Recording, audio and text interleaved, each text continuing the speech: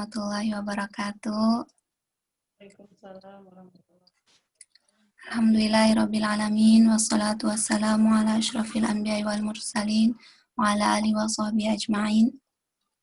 Pertama-tama marilah kita panjatkan puji syukur kepada Allah Subhanahu wa taala yang telah memberikan kita semua waktu dan kesempatan untuk bertemu lagi di kajian fikih ini. Salawat dan salam marilah kita hadiahkan kepada junjungan kita Nabi Muhammad SAW. Materi pada hari ini yang akan disampaikan oleh Ustazah Azah adalah tentang kesunahan dalam sholat dan hal-hal yang membatalkan sholat ya Ustazah. Untuk mempersingkat waktu, langsung aja waktu dan tempat dipersilahkan untuk Ustazah Azah. Silahkan Ustazah. Assalamualaikum warahmatullahi wabarakatuh. Alhamdulillah kita sekarang diberi kesempatan lagi oleh Allah untuk bisa berkumpul, bermuajahah ya, walaupun jarak memisahkan ya, tapi Allah memberikan kehendak kepada kita untuk bisa belajar mengenai ilmu agama. Sebelumnya mari kita tata kembali niatnya kita mencari ridha Allah ya, menghilangkan kebodohan dari diri kita, termasuk saya pribadi juga sama ya, mengulang kembali pelajaran ya, yang tadinya lupa jadi ingat lagi, yang tadinya belum tahu semakin tahu ya. Dan utamanya kita mendidik diri kita sendiri sebagai wanita ya, sebagai wanita, karena wanita itu pendidik yang paling pertama ya dari generasi Islam. Nanti kita bisa mendidik anak cucu kita, sekeliling kita, karena yang menjadi tolak ukur yang pertama itu adalah ibunya ya, atau perempuan ini memiliki amanah yang besar gitu ya. Untuk itu kenapa kok wanita harus terus belajar, terus mengetahui ilmu, terutama ilmu agama. Marilah kita bertawasul ya kepada pengarang kitab ya. Kitab yang kita pelajari kali ini adalah kitab Fathul Qorib karangan Syekh Abi Abdillah Muhammad bin Qasim Al-Ghazi ya. Beliau ini bermadhab Asy-Syafi'i. Jadi kurunnya dengan Imam Syafi'i jauh ya. Jadi beliau dengan Imam Nawawi dan Imam Rafi'i juga jauh. Jadi beliau ini mengutip pendapat-pendapat imam-imam yang terdahulu, ulama-ulama salaf ya, ulama-ulama terdahulu dirangkum oleh beliau. Beliau pun kurunnya jauh dari kita, sangat jauh ya. Nah, dalam kitab Fathul Qorib tersendiri ini juga banyak disyarahi. Disyarahi itu seperti kita bikin buku tuh ya, ada buku sederhananya kecil, kemudian diperluas, mengomentari kitab gitu ya. Dari kitab Fathul Qorib ini dikomentari oleh Syekh An-Nawawi yang ada di Banten ya. Sudah meninggal beliau, dimakamkannya di pemakaman Ma'la, kota Mekah. Ya, nah itu berasal dari Indonesia ya. Banyak ulama-ulama besar yang berasal dari Indonesia yang kitab karangannya itu dipakai di penjuru dunia ya, termasuk diantaranya syarah dari kitab Fathul Qorib. Jadi Fathul Qorib ini ringkasnya ya, kemudian diperluas lagi pemahamannya, dikomentari oleh Syekh Nawawi Al-Bantani ya, yang sering biasanya diziarahi kalau ke Banten, ziarah tuh ke tempatnya Syekh Nawawi Al-Bantani, tapi sebetulnya beliau makamnya bukan di Banten, tapi keturunannya yang di Banten. Ya. Ala hadinnya wa likulli niyatin salihah wa ila hadratin Nabi Muhammadin sallallahu alaihi wasallam wa khususan khassa ila muallif hadzal kitab Syekh Abi Abdillah Muhammad bin Qasim Al-Ghazi wa li jami' masyayikhina wa jami' muallimina wa muallimatina wa jami' awliyaillahi ta'ala wa li abaina wa ummahatina wa dzurriyyatina syai'un lahum al-Fatihah. A'udzu billahi minasyaitonir rajim. Bismillahirrahmanirrahim. Alhamdulillahi rabbil alamin. Ar-Rahmanir Rahim. Maliki yaumiddin. Iyyaka na'budu wa iyyaka nasta'in. Ihdinas siratal mustaqim. Siratal ladzina an'amta 'alaihim ghairil maghdubi 'alaihim waladdallin. Rabbighfir lana wa liwalidayna amin. Rabbi shrah li sadri wa yassir li amri wahlul 'uqdatam min lisani yafqahu qawli. Bismillahirrahmanirrahim. Ya. Kita mulai yang materi sekarang ini. Kemarin kita sudah membahas materinya seputar rukun-rukun sholat, ya, yaitu kewajiban-kewajiban yang ada dalam sholat. Nah, sekarang yang kita bahas kali ini itu adalah sunnah sholat. Ya, ada sebelum sholat, ada di dalam sholat. Ya. Sunanuha qabla dukhul fiha syai'ani. Ada kesunahan sholat yang sebelum dilakukan, untuk melakukan sholat sebelumnya itu, diantaranya yang pertama adalah al-iqamah. Ya, al-adhan dulu, adhan, kemudian yang kedua adalah iqamah. Ya, jadi azan itu apa sih? Sering kita dengar ya, azan. Kalau di Indonesia sangat lumrah. Kalau di Jerman itu mungkin gimana azan tuh ya? Menjadi sesuatu yang masih jarang ya. Tapi sekali lagi azan itu apa sih? Ya, azan itu adalah al-i'lam. Secara bahasa itu pemberitahuan. Ya, jadi azan itu sebetulnya adalah pemberitahuan. Itu secara bahasa. Tapi kalau secara ilmu agama, syariatnya, syariat ilmu fikih, ya, ilmu itu kan macam-macam.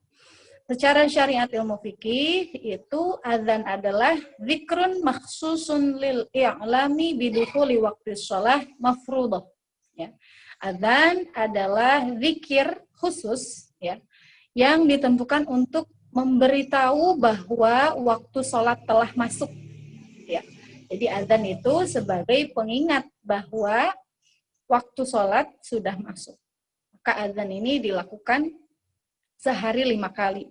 Pada zaman Rasulullah itu juga ada azan yang dilakukan ketika waktu sahur. Ya, jadi waktu sahur itu juga ada azan. Sepertiga malam sekitar jam 3 ya kalau di Indonesia. Pokoknya akhir mendekati ke subuh itu ada azan ketika zaman Rasulullah. Tapi sekarang ini mulai tidak diterapkan azan karena akan menjadi salah paham ya banyaknya.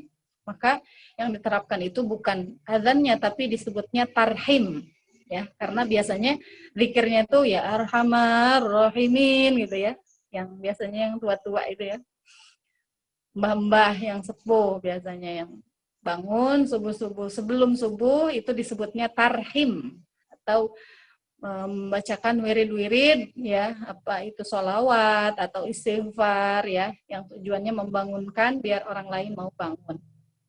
Nah, azan sendiri itu kalimatnya bagaimana? Al-fadhuhu, lafaz-lafaznya itu rata-rata dibaca 2 kali. Ya. Semua lafaz dibaca 2 kali dalam azan kecuali takbir.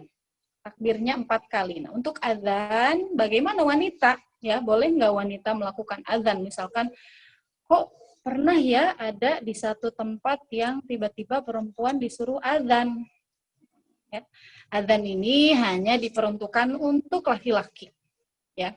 Kenapa? Karena wanita ini bisa menimbulkan banyak fitnah, ya. Dan yang berhak untuk melakukan i'lam, ya, memberitahukan, karena tujuan dari azan itu kan memberitahu, ya, zikir, mengingatkan orang lain bahwa waktu sholat sudah masuk. Itu yang lebih punya hak itu adalah laki-laki daripada perempuan. Untuk iqamah bagaimana? Iqamah itu kan setelah azan. Ya, azan memberitahu waktu masuk waktu sholat. Nah, kalau iqamah itu zikir yang tertentu yang menandakan bahwa sholat akan segera didirikan, akan segera dilakukan. Iqamah. Bedanya azan dengan iqamat apa? Kalau azan itu kan panjang 2 kali. Kalau iqamat diringkas jadi 1 kali. Yang 4 jadi 2 kali. Kalau azan itu kan Allahu Akbar, Allahu Akbar, Allahu Akbar, Allahu Akbar, Allahu Akbarnya 4 kali. Ya. Asyhadu an la ilaha illallah. Terus diulangi lagi asyhadu an la ilaha illallah. 2. Kemudian asyhadu anna Muhammadar Rasulullah 2 kali. Hayya 'alas shalah 2 kali. Ya, hayya 'alal falah 2 kali juga. Terus Allahu Akbar, Allahu Akbar. Ya, la ilaha illallahnya 1 kali. Ini untuk yang azan. Jadi kalau yang takbirnya 4 kali, kalimat yang lainnya 2 kali. Untuk iqamah itu dipersingkat separuhnya dari azan dan ditambahkan qad qamatis shalah. Ya, jadi iqamah itu mengambil kata dari koma. Koma itu artinya berdiri, maksudnya berdiri kita sudah siap untuk mendirikan sholat, untuk menunaikan sholat. Iqamah, ya. Kenapa kok sholat itu menggunakan bahasa koma, ya? Qad qamatis shalah, qad qamatis shalah. Sholat akan segera didirikan karena sholat itu pelaksanaannya dalam keadaan berdiri, ya. Dipaksakan. Mampu berdiri harus berdiri. Kalau memang sakit boleh duduk, kalau nggak sakit diusahakan sambil berdiri. Seperti itu, ya. Qad qamatis shalah. Iqamah ini boleh dilakukan oleh wanita. Jadi semisal suami istri atau ibu dan anak atau anaknya jadi imam yang laki-laki misalkan sudah besar, kemudian ibunya di belakang menjadi makmum, ya. Nah, makmum perempuan ini boleh melantunkan iqamah, ya. Allahu Akbar, Allahu Akbar. Asyhadu an la ilaha illallah, satu kali. Asyhadu anna Muhammadar Rasulullah, satu kali juga. Hayya 'alas shalah, satu kali. Hayya 'alal falah, satu kali juga, ya. Qad qamatis shalah. Nah, ditambah ada kalimat qad qamatis shalah. Qad qamat, sungguh akan didirikan salat. Qad qamatis shalah, qad qamatis shalahnya ini 2 kali. Karena untuk meyakinkan di sekitarnya, ya, yang mau berjamaah itu biar tahu bahwa salatnya sudah akan segera mulai. Allahu Akbar, Allahu Akbar, la ilaha illallah, gitu, ya. Untuk sebelum salat. Ada adzan, ada iqamah. Kemudian sunnah ketika pelaksanaan sholat. Ya, ketika kita mau melaksanakan sholat, sunnahnya ada berapa? Sunanuha ba'da dukhul ada 2 kategori. Jadi dalam kesunahan sholat ini ada diklasifikasikan menjadi 2. Yang pertama disebut sunnah ab'ad. Ya, sunnahnya sunnah ab'ad, ya, yang mana ketika dia lupa melaksanakan sunnah ab'ad ini, dia dianjurkan untuk sujud sahwi, ya. Nah, yang klasifikasi yang kedua yaitu sunnah hayat. Sunnah hayat ini kalau tertinggal nggak apa-apa, tidak sunnah sujud sahwi juga tidak batal salahnya. Jadi sunnah ini ada 2, ya, ada sunnah ab'ad, ada sunnah hayat.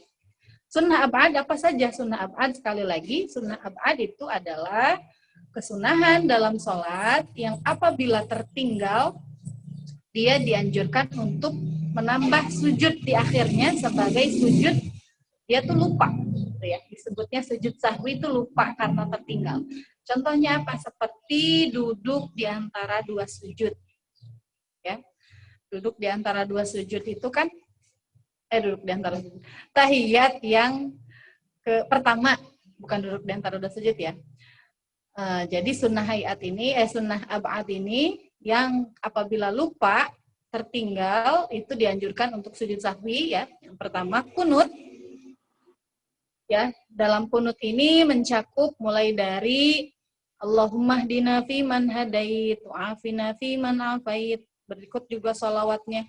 Sallallahu ala sayyidina Muhammad an-nabiyil ummi wa ala alihi wa sahbihi wa sallam. Ya, semua berikut doa kunutnya ini termasuk sunnah ab'ad. Apabila lupa untuk melakukan kunut, maka dianjurkan untuk sujud sahwi. Ya. Kemudian yang kedua adalah tahiyat yang pertama. Ya. Tahiyat yang pertama itu adalah bacaannya, baik itu duduknya ataupun bacaannya. Jadi duduk tahiyat yang pertama. Ya, tahiyat yang pertama itu berarti kalau dalam sholat zuhur, ya, ketika rakaat kedua. Begitupun ketika sholat maghrib, yaitu ketika rakaat yang kedua. Jadi hukum dari tahiyat yang pertama, tahiyat itu kan ada tahiyat awal, ada tahiyat akhir. Tahiyat yang pertama ini sunnah ab'ad. Ya, apabila dia lupa melakukan tahiyat awal, ya, maka dianjurkan untuk menambalnya di akhir. Ya, ketika selesai baca tasyahud, sebelum salam dia tambal dengan sujud sahwi. Sujud sahwi itu bagaimana? Sujud, ya, boleh dengan bacaan subhana rabbiyal a'la wa bihamdi, atau boleh subhanalladzi la yanamu wa la yashu. Maha suci Engkau, zat yang tidak tidur dan juga tidak lupa. Ya. Anjurannya ketika sujud sahwi bacaannya seperti itu, pelaksanaannya berapa? 2 kali. Ya. Sujud, kemudian bangun lagi. Rabbighfirli warhamni wajburni warfa'ni warzuqni wahdini wa'afini wa'afani. Sujud lagi. Subhanalladzi la yanamu wa la yashu. Ya, Maha suci Engkau, zat yang tidak tidur dan juga tidak lupa. Ya, apabila lupa untuk melakukan kunut ataupun tasyahud awal, ya, dan juga bacaan sholawat kepada Nabi di tahiyat yang akhir. Ya.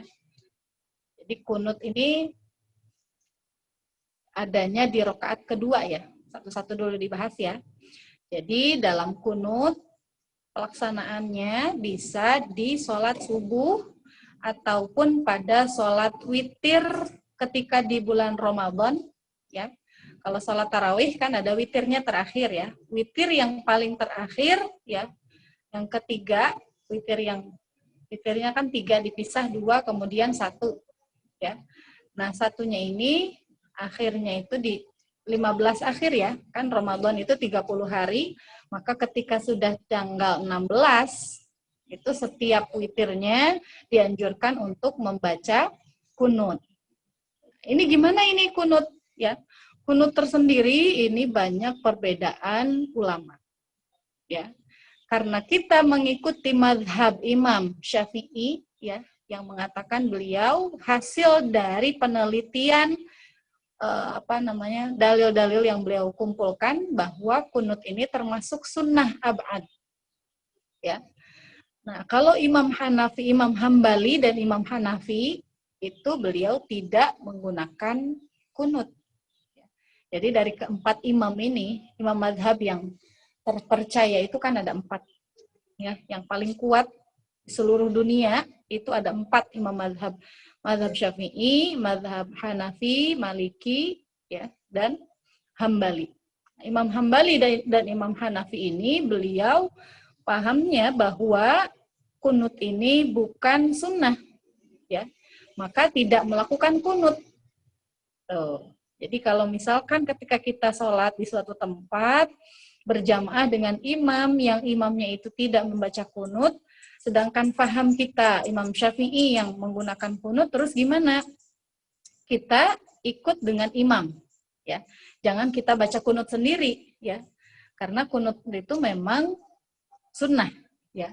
Tapi ketika kita sholat sendiri, kita tetap melakukan kunut. Jadi pernah Imam Syafi'i juga menghormati, ya, ketika beliau berziarah ke imam ya, antara Imam Hanafi dengan Imam Hambali ini, beliau menghargai pendapat 2 imam ini yang hasil dari ijtihad ya, hasil dari penelitian 2 imam ini kan menganggap bahwa kunut itu bukan sunnah ya, maka beliau ketika ziarah ke sana sholat subuhnya beliau tidak menggunakan kunut, tapi pada kesehariannya beliau menggunakan kunut seperti biasa. Jadi lumrahnya Imam Syafi'i itu beliau selalu menggunakan kunut ya. Di Indonesia mayoritas adalah mazhabnya mazhab Imam Syafi'i. Nah, ini akan berbeda juga seperti jumlah tarawih ya. Jumlah tarawih itu kan ada yang 20, ada yang 8 ditambah witir jadi 11. Kalau yang 20 ditambah witir jadi 23. Nah, itu sebetulnya ketika kita berada di tempat yang berbeda faham seperti itu, jangan terlalu dibesar-besarkan. Jadi cukup kita menghargai pendapat yang lain, ya. Tapi kalau kita ingin betul-betul mengamalkan paham dari Imam Syafi'i, yaitu dengan menggunakan kunut, ya. Ketika sholat subuh di rakaat yang kedua, kemudian sholat witir pada mulai dari tanggal 16 Ramadan sampai akhir Ramadan itu membaca kunut. Doa kunut itu bagaimana sih? Ya, mulai dari Allahumma hdina fi man hadait. Sini ada ya. Untuk sigat yang sendiri Allahumma hdini. Ini itu saya. Allahumma hdini, Allah berilah aku hidayah. Bagus sekali doa kunut ini boleh ditambah ya. Jadi doa kunut itu ada yang warid. Ya, warid itu ada yang langsung diajarkan oleh Rasulullah.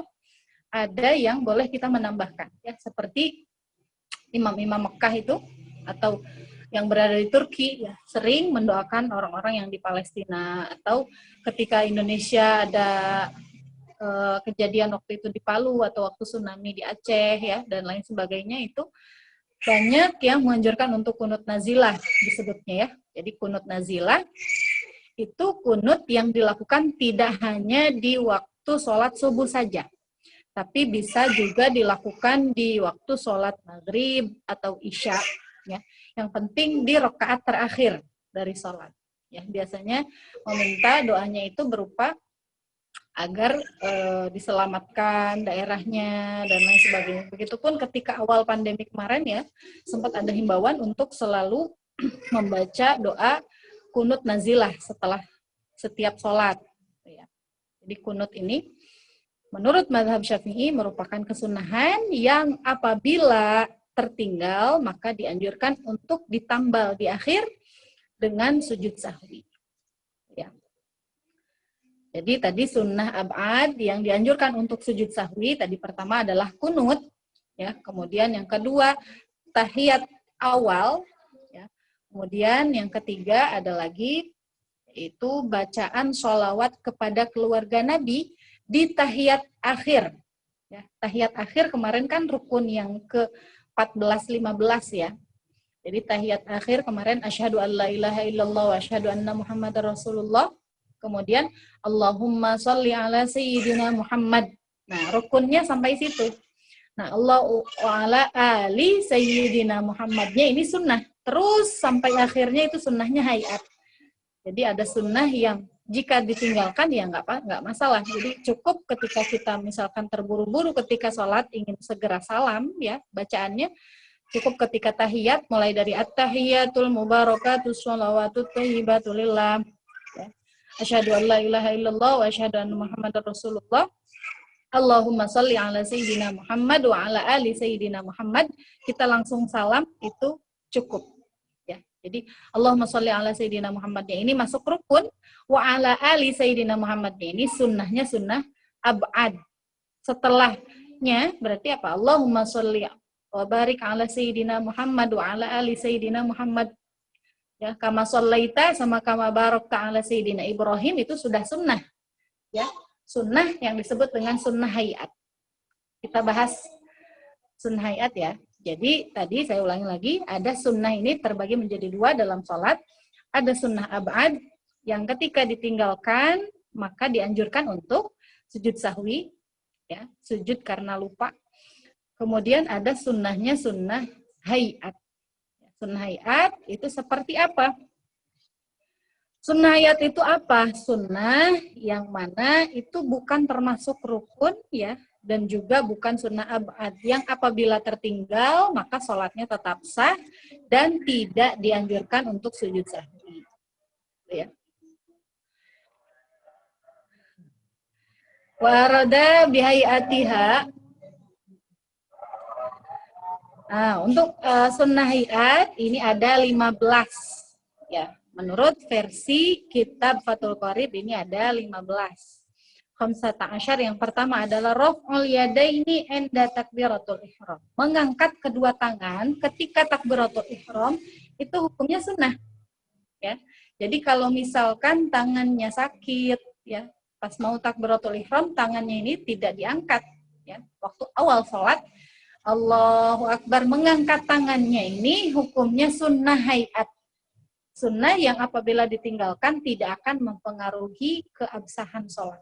Tapi mengucapkan Allahu Akbarnya ini rukun, tidak boleh ditinggalkan.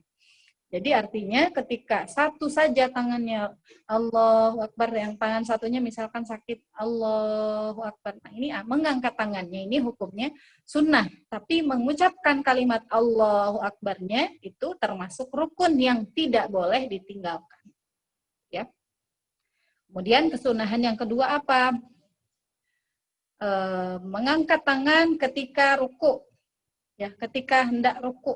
Ya, ketika kita selesai membaca surah, ya, misalkan walam yakul lahu kufuwan ahad, ya, setelah baca surah itu kan mau ruku itu kan mengangkat tangan. Nah ini juga hukumnya sunnah. apabila tidak mengangkat tangan ketika ruku, mau ruku itu tidak akan menjadikan sholatnya batal. Gitu ya. Jadi kalau misalkan lupa angkat tangan ketika mau ruku, nggak masalah. Ya. Jadi langsung Allahu Akbar. Dan mengucapkan Allahu Akbarnya ini pun sunnah. Ya, disebut sunnahnya sunnah hayat. Beda dengan takbiratul ihram tadi. Kalau takbiratul ihram, mengucapkan takbirnya ini wajib.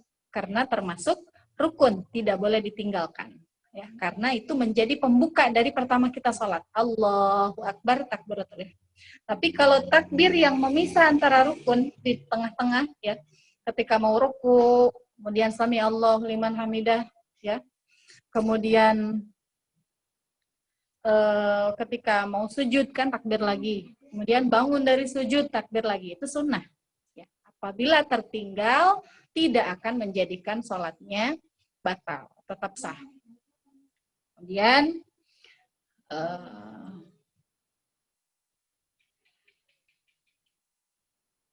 Kemudian membaca iftitah, ya. Membaca doa iftitah. Doa iftitah itu ketika setelah takbiratul ihram, ya, Allahu Akbar, kemudian baca Allahu Akbar kabira, walhamdulillahi katsira, wa subhanallahi bukrata wa asila, inni wajjahtu wajhiya lilladzi. Nah, itu termasuk sunnah, disebutnya dengan doa iftitah. Itu sunnah, ya.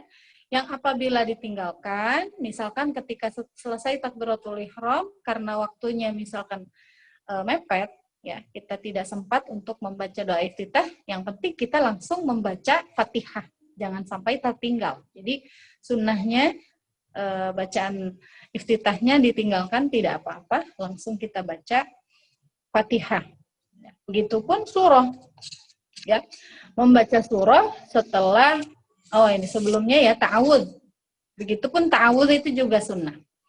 Jadi setelah selesai baca doa iftitah, wa ana minal muslimin, ya. Terus a'udzubillahi minasyaitonir rajim. Sebelum baca Fatihah ada ta'awudz, ya. Membaca ta'awudz sebelum Fatihah itu juga termasuk sunnah hayat yang apabila tertinggal tidak menjadikan sholatnya tidak sah, juga tidak dianjurkan untuk sujud sahwi. Ya. Kemudian saya ingin membahas al-jahru fi maudhi'ihi. Ya. Jadi kemarin kan sempat bahas ya, jahar itu bacaan sholat yang dikeraskan. Itu adalah termasuk sunnah hayat yang apabila tidak dilakukan, ya, fi maudhi'ihi seperti pada sholat subuh, ya, isya, maghrib, ya, sholat Jumat, sholat Id, itu pun juga dianjurkan untuk dibaca jahar. Kemarin sempat saya cari-cari juga, ya. Kemarin sempat saya jawabnya, kenapa kok kemarin ada pertanyaan ini ya?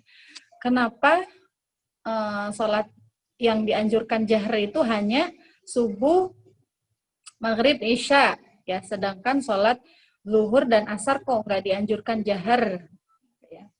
Nah, setelah saya tanya-tanya juga ya sama suami dan yang ada di sini, menurut sepengetahuan beliau-beliau ya, dari kitab-kitab yang panjang keterangannya, itu mengatakan bahwa asal-usulnya sholat ada jahar, ada sir, ya, dibaca dengan lantang, dibaca dengan samar.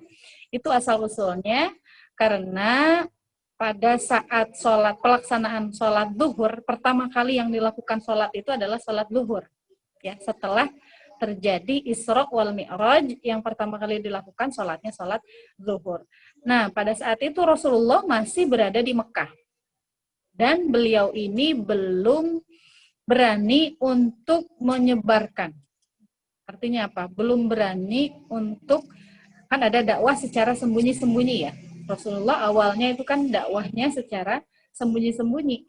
Ya. Jadi zuhur dan asar ini awal mulanya itu dilakukan ketika Rasulullah masih berada di Mekah dan belum dilakukan dakwah secara terang-terangan. Seperti itu. Jadi untuk sholat maghrib, isya, ya, subuh. Kemarin kan alasan saya kalau siang mungkin rame ya. Nah, pada kenyataannya sholat Id itu kan siang hari. Kemudian juga sholat Jumat itu juga siang hari, tapi dibaca dengan suara yang lantang oleh imam. Ya. Begitupun sholat gerhana matahari itu kan siang hari ya sama. Itu juga bacaan imamnya dengan bacaan yang lantang. Nah, itu pelaksanaannya ketika Rasulullah sudah hijrah ya dan sudah Fathu Makkah. Fathu Makkah itu ketika Rasulullah bisa memenangkan ya antara kota Mekah ini sudah bisa dikuasai oleh orang-orang Islam. Jadi ketika Rasulullah hijrah ke Madinah, mulailah sholat-sholat ini dibaca jahar. Ya. Ketika kembali ke Fathu Makkah ini, ya akhir dari Fathu Makkah itu kan hampir Rasulullah mau wafat ya. Jadi mulailah dibaca sholat-sholatnya itu dengan jahar. Tapi tetap untuk yang zuhur dan asar itu tidak dianjurkan dengan bacaan yang jahar. Jadi imamnya tetap dianjurkan untuk bacaan lirih.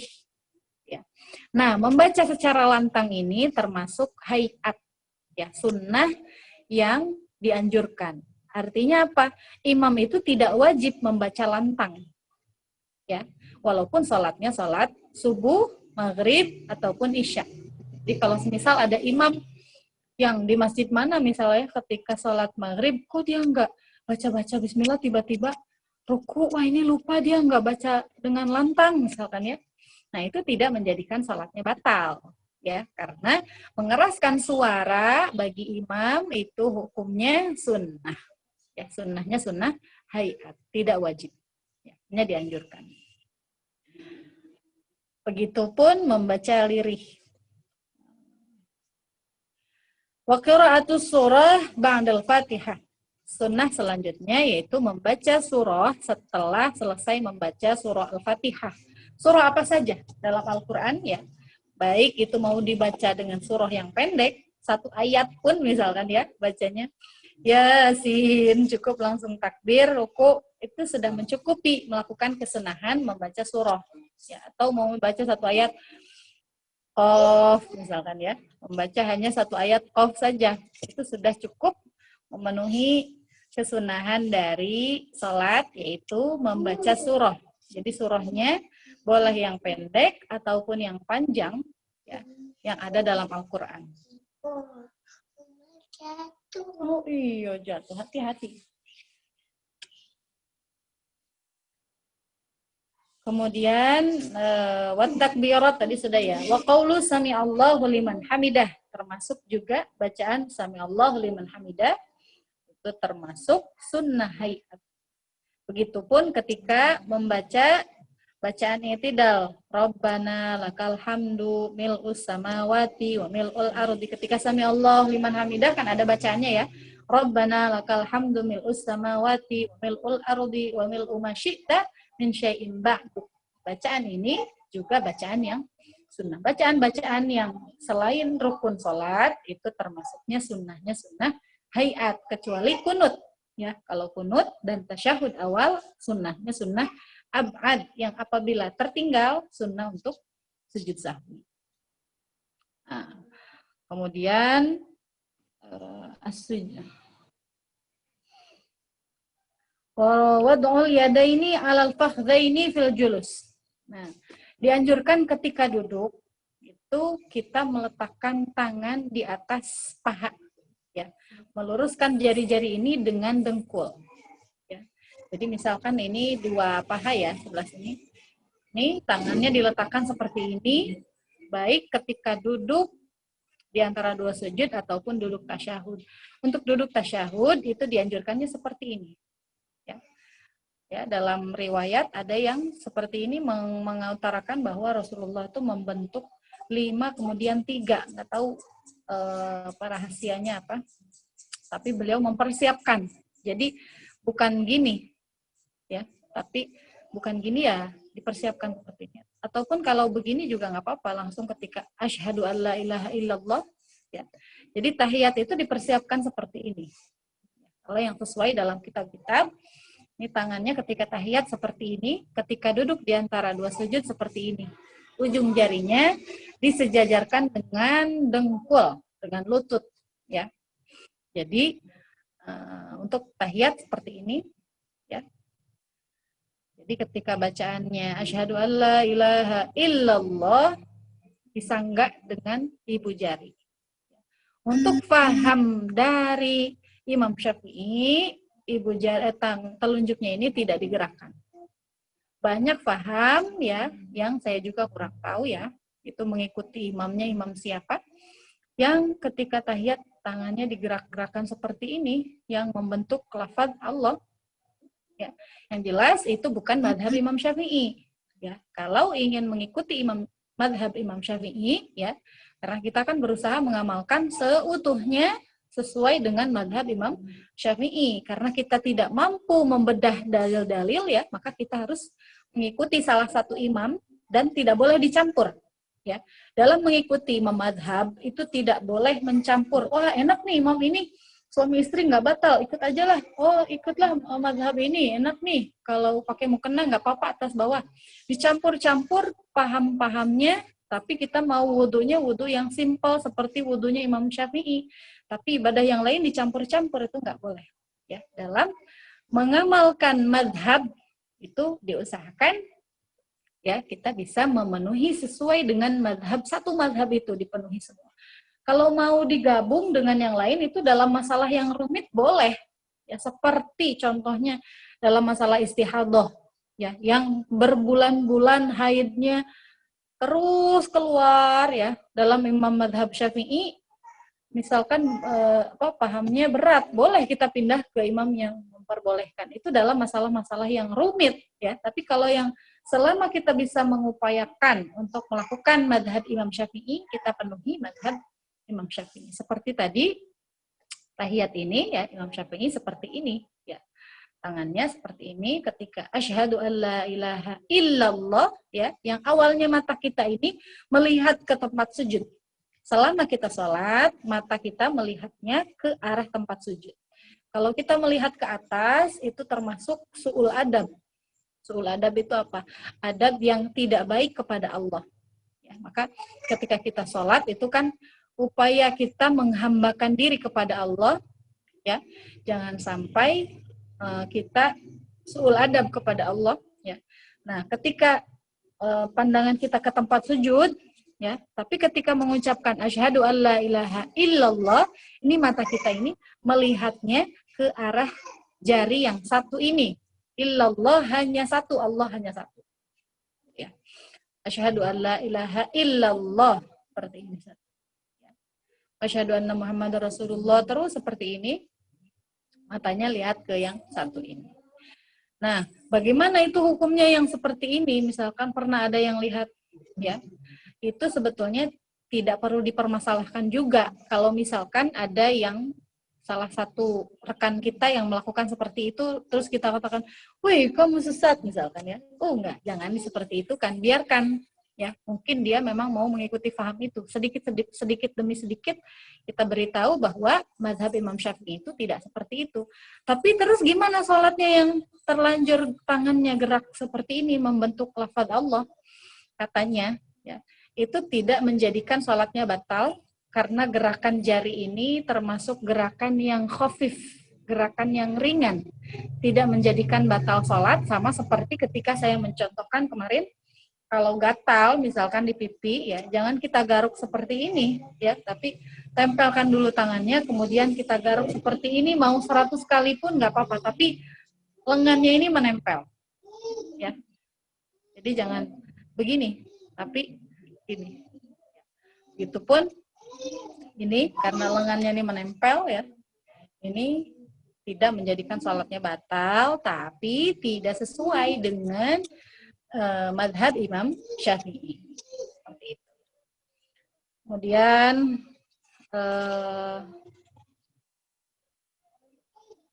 duduk iftirash. Nah, ini saya pengen praktekkan tapi kesulitan juga, ya. Jadi dalam duduk tahiyat dan duduk tahiyat awal ada duduk iftirash, ya. Dan duduk tawarruk. Gimana ini mempraktekannya, ya? Nanti saya carikan fotonya, ya, untuk yang duduk yang betul ketika duduk di antara dua sujud, kemudian duduk tasyahud awal, dan juga duduk tahiyat akhir ya. Jadi jenis duduknya itu ada 2. Ada yang duduknya itu misalkan ini pantat ya. Jadi telapak kakinya ini dilipat di atas, kita duduknya ini di atas pantatnya. Kemudian si kakinya ini ditekuk seperti ini. Jangan sampai hanya berdiri seperti ini. Jadi yang baik anjurannya itu justru ditekuk. Nanti fotonya saya kirimkan deh ya. Diingetin nanti Teh Aziza. Nah, kemudian yang terakhir adalah atas lima ats-tsaniyah, membaca salam yang kedua. Salam yang pertama kemarin adalah rukun, ya, minimal membacanya assalamualaikum. Itu sudah memenuhi rukun dari sholat, yang berarti dengan mengucapkan assalamualaikum, sholat kita sudah berakhir. Ya, sholat yang pertama. Kalau kita memang mau melanjutkan melakukan salam yang kedua, itu sunnah. Jadi dengan assalamualaikum itu sudah bisa mengakhiri sholat kita. Ya, fardunya sampai assalamualaikum warahmatullah, sunnahnya ya. Assalamualaikum warahmatullah. Salam yang keduanya ini adalah sunnah hayat ya. Yang bila ditinggalkan misalkan cuman hanya satu aja assalamualaikum, terus langsung kebelet misalkan, atau dipanggil sama orang tua, buru-buru lari, atau dipanggil ada urusan, panggil suami, dipanggil siapa, misalkan ada tamu, baru salamnya satu kali assalamualaikum, itu sudah mencukupi, sah salatnya. Nah. Kemudian kita membahas tentang hal-hal yang membatalkan sholat. Mau dibuka pertanyaan dulu atau buka pertanyaan dulu atau ini dilanjutkan yang membatalkan sholat? Gimana baiknya aja Ustaz?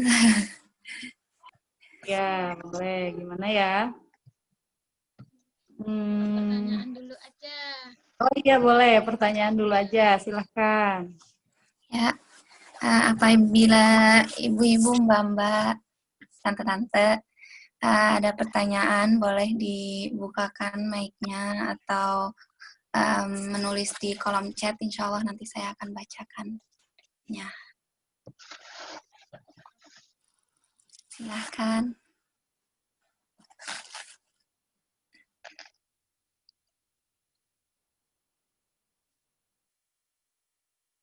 Kalau belum ada yang nanya, saya deh yang nanya. Bu Uli. Iya, saya mau nanya kalau misalnya anak laki-laki jadi imam ya, itu Ya. apa ininya, apa syaratnya, maksudnya umur berapa, kalau misalnya dia belum balik bagaimana gitu. Itu kayaknya yang saya mau tanya. Ya, baik-baik. Ya. Nah, untuk imam itu kan nanti ada babnya sendiri sebetulnya ya. Jadi ada syurutul imam. Ya. Jadi imam ini boleh menjadi imam itu siapa saja, wanita boleh jadi imam asal makmumnya juga wanita.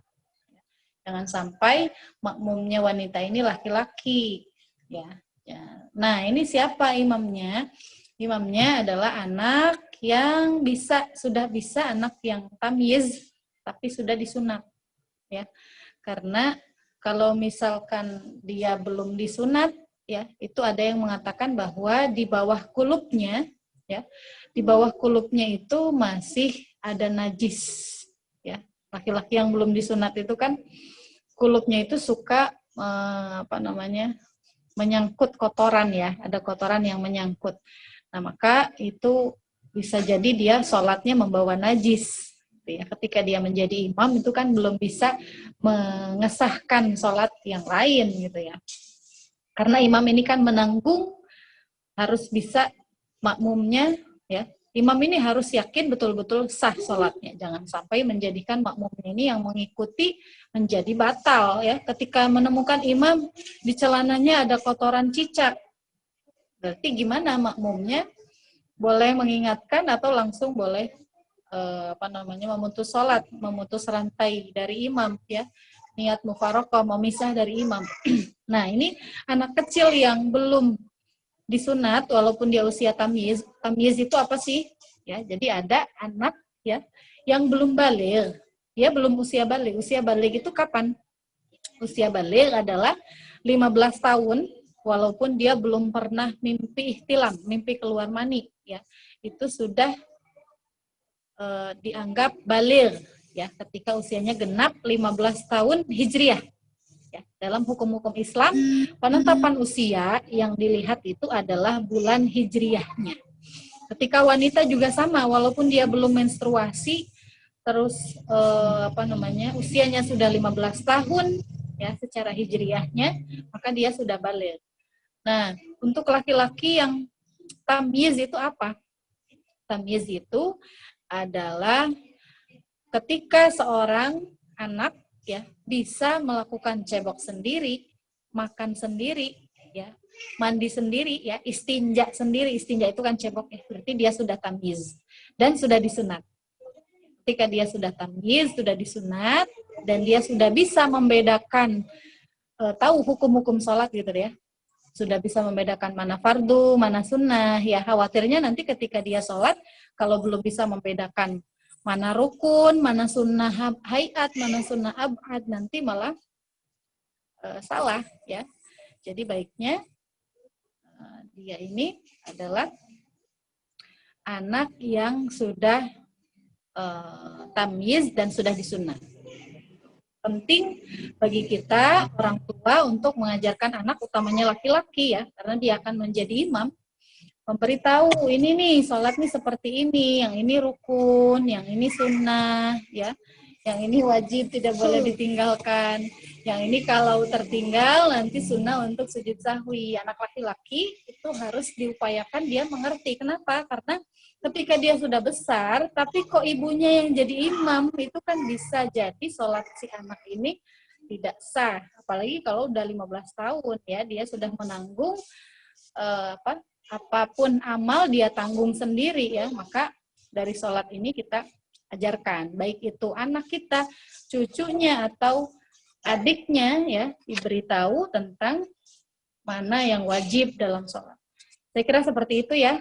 Nah, jadi ketika anak itu usianya tamyiz dan sudah disunat, misalkan 12 tahun, ya, dia belum pernah ihtilam, belum pernah mimpi tiba-tiba basah bangun tidurnya, ya itu kan berarti tanda baligh ya. Mimpi keluar mani usianya 12 tahun, berarti dia baligh karena sudah pernah ngompol, ketika bangun ngompolnya lendir, nah, berarti dia sudah baligh, anak laki-laki seperti itu. Tuh, jadi kalau misalkan dia tamyiznya masih usianya 7 tahun dan belum disunat, itu baiknya jangan dulu dijadikan imam.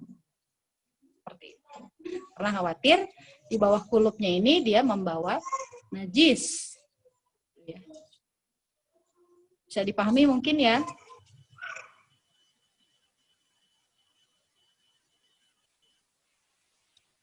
Gimana Ibu? Halo?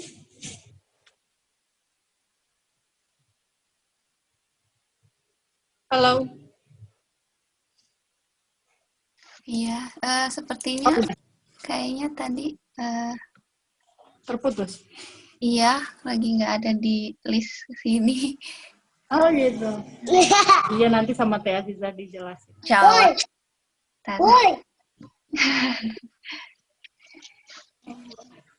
Yang lain ada pertanyaan lagi?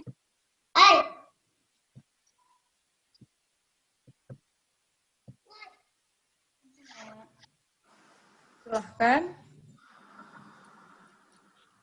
Assalamualaikum Ustazah, saya pengen tanya. Ya. Saya Eni. Kalau kita lupa melakukan sujud syahwi, misalnya kita kan lupa nih kunut, terus sekarang kita harus sujud syahwi. Kita udah tahu nih kita harus sujud syahwi. Sebelumnya kita lupa juga gitu Ustazah. Itu apa yang harus kita lakukan? Ataukah kita ulangi sholatnya lagi, atau pas kita ingat, kita langsung sujud sahwi, tapi kita udah salam, kan berarti sholatnya itu udah berakhir, sudah batal. Bagaimana tuh jalan keluarnya atau solusinya? Jadi sujud sahwi ini sunnah ya, bukan Iya. wajib. Jadi sunnah hayat itu, sunnah abad ketika tertinggal lupa kunut atau lupa tahiyat awal, terus gimana di sunnah untuk ditambal dengan sujud sahwi. Kalau kita lupa untuk sujud sahwi, tidak menjadikan sholatnya batal. Boleh disusul ketika salam, Assalamualaikum warahmatullahi wabarakatuh, Assalamualaikum warahmatullahi wabarakatuh. Ingat, langsung disusul. Kita takbir langsung sujud, bangun, sujud lagi itu bisa. Tapi kalau sudah tertinggalnya sambil kita ngobrol, barusan lupa, udah nggak ada kesempatan lagi ya, karena jedanya terlalu lama. Ya. Jadi kalau Tapi misalkan untuk sholatnya nggak perlu diulangi ya? betul ya. Jadi kalau lupa kunut, lupa tahiyat awal itu tidak menjadikan sholatnya batal ya, tapi dianjurkan untuk sujud sahwi. Kalau sujud sahwinya juga lupa ya, bisa disusul ketika selesai salam, asalkan jedanya ini tidak dijeda dengan berbicara. Ya, artinya jedanya itu masih baru Assalamualaikum warahmatullahi wabarakatuh, pas lagi istighfar, Astagfirullahaladzim. Ingat, misalkan ya, langsung buru-buru kita sujud sahwi. Sujud sahwi tadi pelaksanaannya 2 kali sujud ya. 2 kali sujud, salam. Oke. Jadi nggak perlu diulangi sholatnya. Oke. Makasih Ustazah. Sama-sama Ibu. Nah, tadi makasih ya. Maaf, laptopnya habis baterainya. Oh iya, nggak apa-apa Ibu. Ada Salah paham, Azizah. salah. Tapi dengar dari yang lain kok tadi. Iya. Assalamualaikum, aku tanya ya, Ustazah. Ibu silahkan. Nama saya Ari. Udah kenal ya suara saya? Iya. Tapi saya ketuker nggak ini bayangan wajahnya, nggak tahu. Nanti dibuka. Oh iya. Ini mengenai sujud sahwi. Tapi saya itu mau tanya, kalau kita kadang-kadang mungkin godaan atau keburu-buru, kurang konsentrasi, kurang khusyuk, kadang-kadang kita itu suka lupa ini rakaatnya keberapa ya? Ketiga apa keempat gitu. Biasanya kan ketiganya suka apa keempat apa udah tadi ketiga gitu. Itu gimana ya? Misalnya kita padahal baru ketiga, tapi kita pikir udah keempat, atau mungkin sudah keempat, kok baru ketiga, apakah kita baiknya ditambah satu lagi? Terus nanti gimana baiknya saja? Iya, baik. Ya. Nah, untuk sholat itu memang sering ya, kita ini memang selalu diikuti oleh setan-setan. Setan-setan itu mereka punya tugas masing-masing, termasuk mengganggu ketika sholat. Ya, maka memang baiknya sebelum sholat itu kita ta'awudz, kemudian tasyahud dulu, karena memang ketika sholat itu kita pasti diganggunya, ya, biar nggak khusyuk gitu ya. Nah, ketika lupa bilangan, ya, yang diambil adalah bilangan terkecil. 2 apa 3 ya. Gitu ya. 2 apa 3 berarti diambil yang terkecil 2. Jadi ketika menambah ziyadah, menambah 1 rakaat, nanti di akhirnya kita sujud sahwi. Ya. Jadi sebab-sebab sujud sahwi ini tidak hanya meninggalkan sunnah abad saja, tapi juga ketika lupa rukun seperti itu. Ya. Barusan tuh 2 apa 3 ya, 3 apa 4, yang diambil itu yang terkecilnya, ya. Jadi bilangan terkecil yang kita ambil, 3-nya itu berarti berarti masih 3. Itu lebih ihtiyat, lebih hati-hati. Jadi yang diambil bilangan terkecilnya. Gitu. Ya, 3 rakaat, setelah itu kita tambah jadi 4. Ketika salam, ya, karena kita ragu tadi itu, dianjurkan untuk menambah sujud sahwi. Tapi tetap kita awal tadi mengambil rakaat yang paling sedikit yang kita yakini, 3 apa 4, berarti 3. 2 apa 3, berarti 2. Ya. Apa? Bisa dipahami gitu ya, Bu ya? Untuk sementara bisa. Terima kasih Ustazah.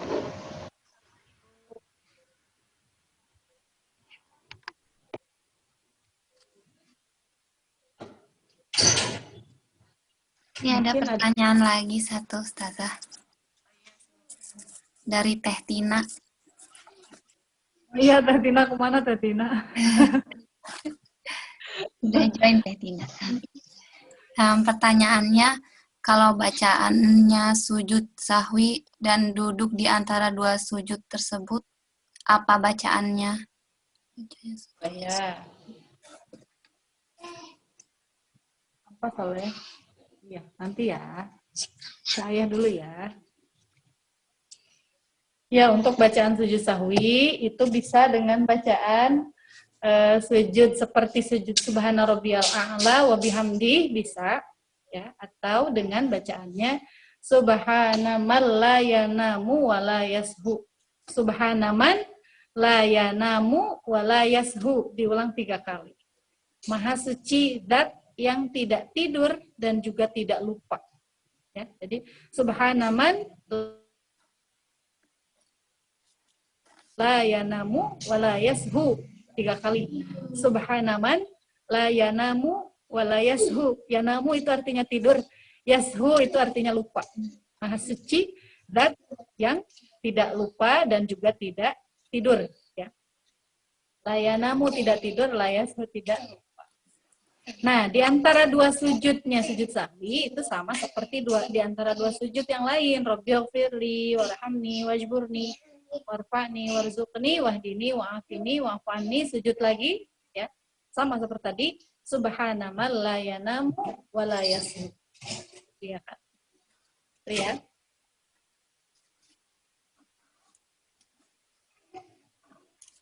Sudah dicatat ya? Subhana man la yanamu wa la yashu. Iya, sudah. Terima kasih. Ya, siap. Ada yang ingin bertanya lagi?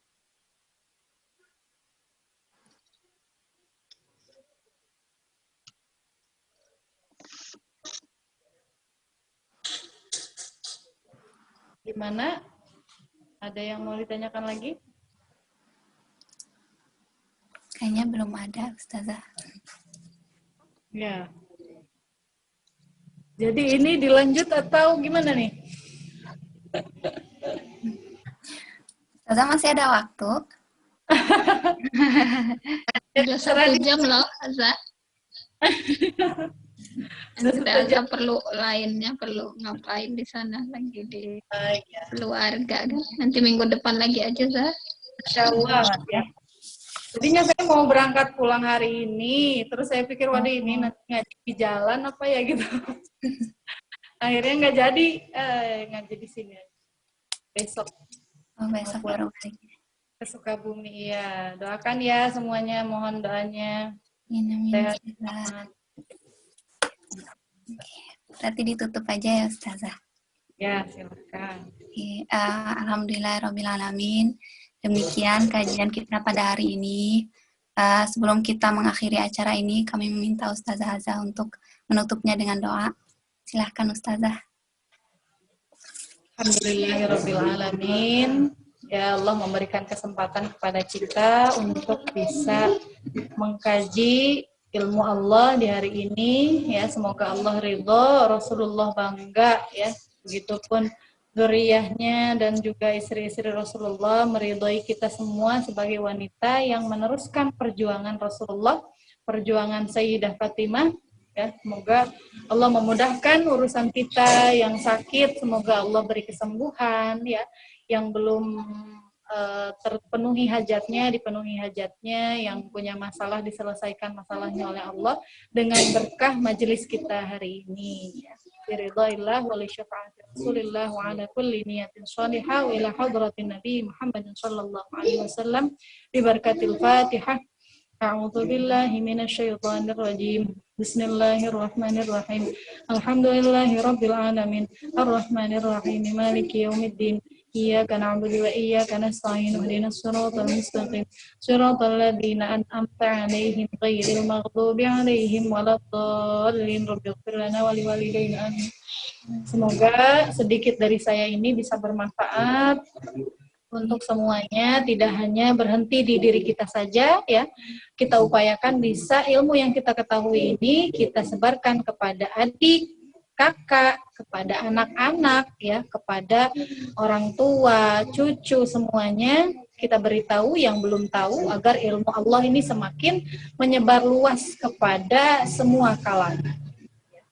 Kurang lebihnya mohon maaf. Assalamualaikum warahmatullahi wabarakatuh. Waalaikumsalam warahmatullahi wabarakatuh. Terima kasih kepada Ustazah Azza dan ibu-ibu, mbak-mbak, tante-tante sekalian untuk yang sudah hadir di kajian ini. Insya Allah kita bertemu lagi di pekan-pekan selanjutnya. Ada sedikit pengumuman untuk program batik. Kami masih menerima pendaftaran. Nanti bisa menghubungi Mbak Salma. Ya, Mbak Salma. Dan insya Allah hari ini juga nanti ada acara selanjutnya, kajian jam 3 CST atau 8 WIB bersama Dr. Arazi Hashim. Insya Allah jika ibu-ibu, tante-tante, mbak-mbak, dan teman-teman semua ada waktu, insya Allah bisa join. Demikian dari saya sebagai moderator. Kurang lebihnya mohon maaf lahir batin. Marilah kita tutup kajian ini dengan membacakan kafaratul majlis. Subhanakallahumma wa bihamdik asyhadu an la ilaha illa ant astaghfiruka wa atubu ilaik. Assalamualaikum warahmatullahi wabarakatuh. Waalaikumsalam warahmatullahi wabarakatuh. Terima kasih. Terima kasih. Terima kasih. Ustazah. Saja. Harus banyak semuanya. Terima kasih.